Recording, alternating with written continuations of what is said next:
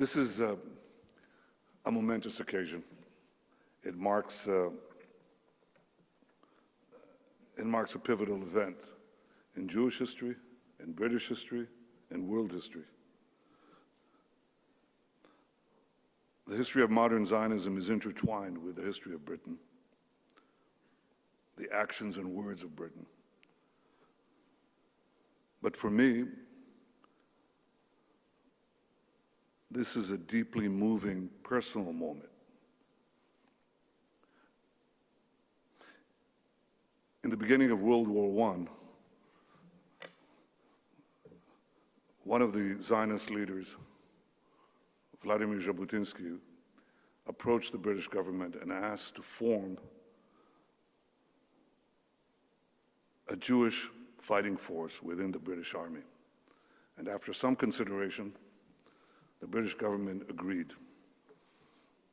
They gave them the task of being the Zion Mule Corps, which operated first in Gallipoli.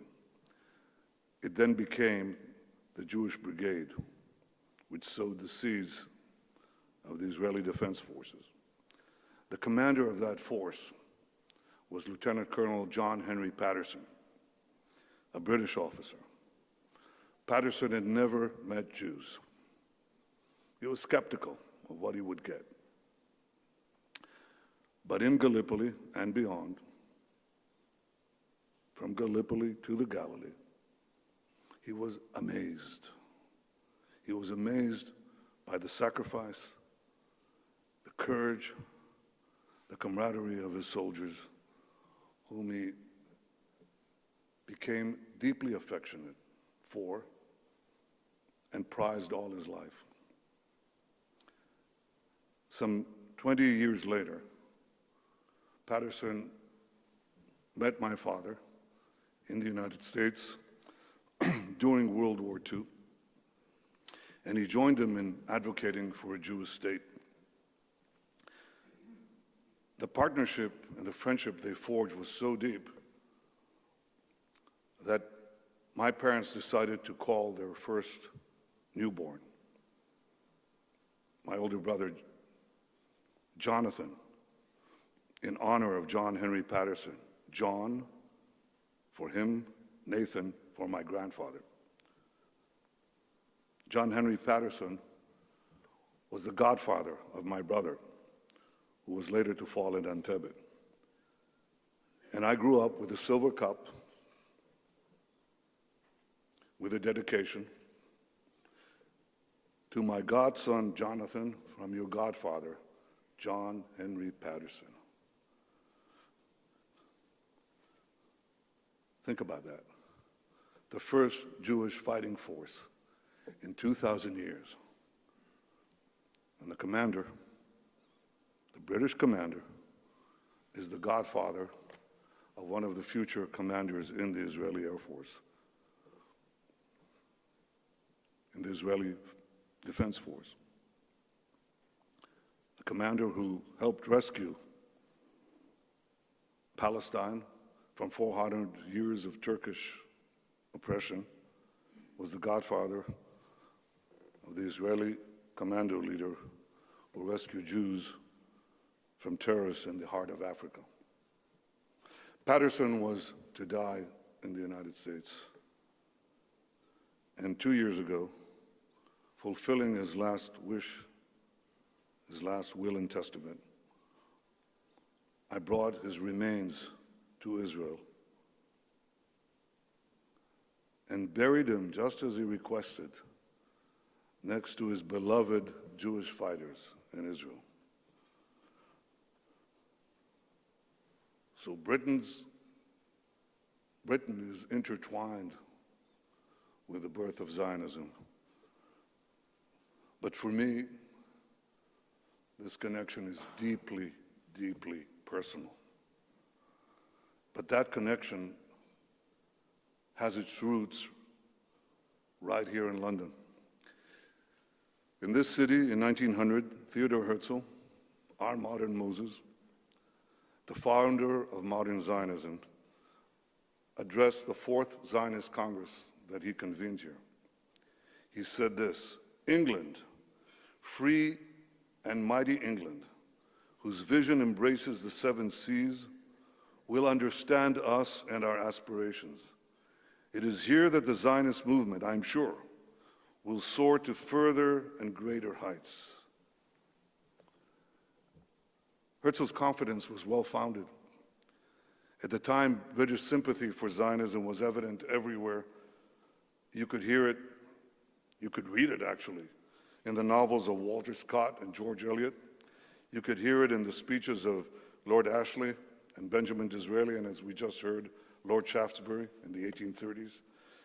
You can see it in the expeditions of the Palestine Exploration Fund, which Queen Victoria established to rediscover and map the land of the Bible. Alongside America, it was here in Britain where Christian Zionism preceded modern Jewish Zionism and kindled its fire. This is why Herzl, in whom that fire burnt brightest, believed that Britain would be the place where his sacred mission to establish a Jewish state would be propelled forward. And just as he predicted, 17 years later, on November 2nd, 1917, with the help of a genius diplomat, Chaim Weizmann, and his friend, Lord Rothschild, and others, Britain recognized the right of the Jewish people to a national home in our historic homeland. And while they were later, I'm a diplomat, I'm the foreign minister, Boris, I'll be careful. And while there were later painful retreats on the path to national rebirth, we always remember proud British Zionists like Lord Balfour, Lloyd George, and Winston Churchill, who entered a pantheon reserved for the greatest friends of the Jewish people in our long history. And we remember those perhaps lesser-known men who played a great role in our national revival and who forged pivotal friendships with their Jewish counterparts. Mark Sykes, recognize the family, Mark Sykes with Aaron Aronson, Colonel Richard Meinertzhagen, Allensby's intelligence officer, who was later falsely accused of being of Jewish descent. Actually, he was of Danish origin.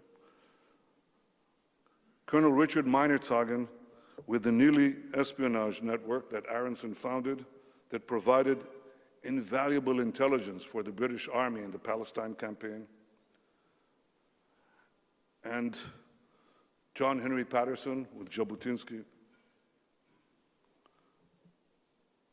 So exactly a century later, here in London, I'm privileged to speak as the Prime Minister of the state that Herzl foresaw and that these men fought to create.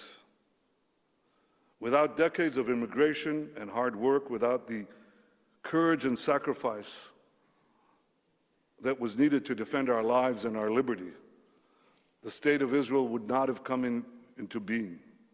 But it was the Balfour Declaration that galvanized international support for Zionism as never before and paved the path for Zionism's entry on the world stage. Now, a once stateless and powerless people has found its rightful place among the nations. Prime Minister May, the Balfour Declaration put Britain on the right side of history. In marking that declaration today, you are keeping Britain on the right side of history.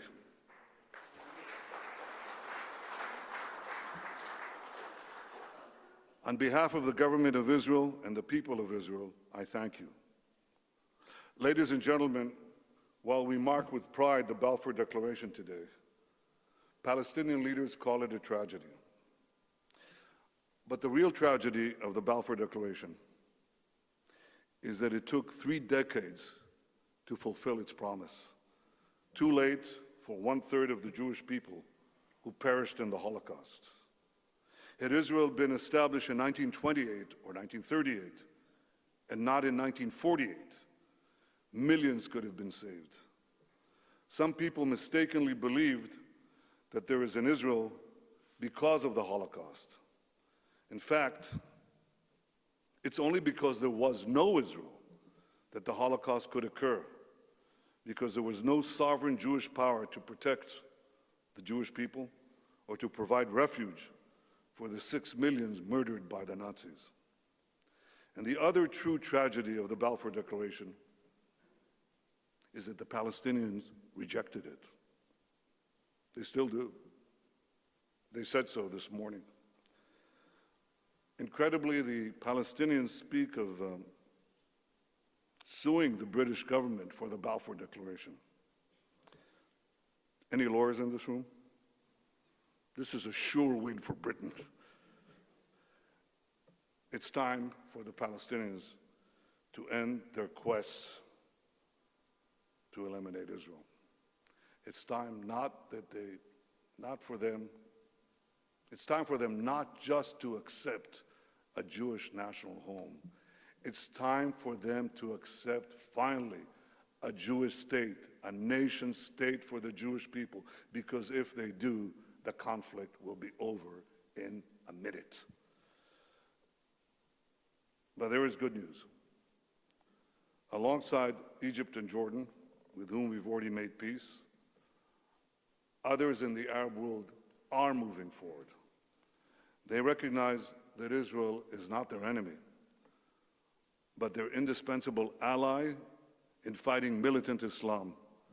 They view Israel as their partner for ensuring a peace and a future and security and prosperity.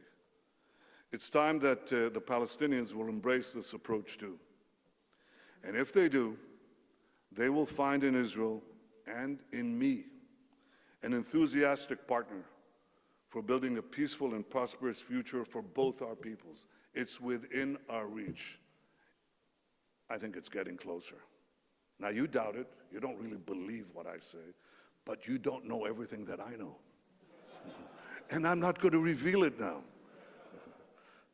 Many others around the world already recognize the benefits of peace and security and prosperity by cooperating with Israel. They seek to benefit from our intelligence prowess in fighting terrorism and our innovative technology in building their economies. People are always amazed at that, but you'd think that it would be obvious that if we liberated our economy, which we did, this is what happens. We untethered the genius and enterprise of our people to become a rising power on the world stage. 3 years after Israel's independence, Winston Churchill wrote Israel's President Chaim Weizmann, one of the architects of the Balfour Declaration. He said this: "The wonderful exertions which Israel is making in these times of difficulty are cheering to an old Zionist like myself." I'm sure that this old Zionist Churchill would have been even prouder today of Israel's incredible successes. It's a shining beacon of freedom, democracy, and progress in a troubled region. And we might, with this beacon, help dispel this sea of troubles. Prime Minister May, I thank you again for standing for the historical truth and for your unequivocal denunciation of anti-Semitism. I thank Britain for the foresighted declaration of Lord Balfour. I thank Britain for liberating the Holy Land from 400 years of Ottoman domination. And I thank Britain for valiantly standing alone against the Nazi tyranny. For all this, the Jewish people and the Jewish state will be forever grateful. Thank you.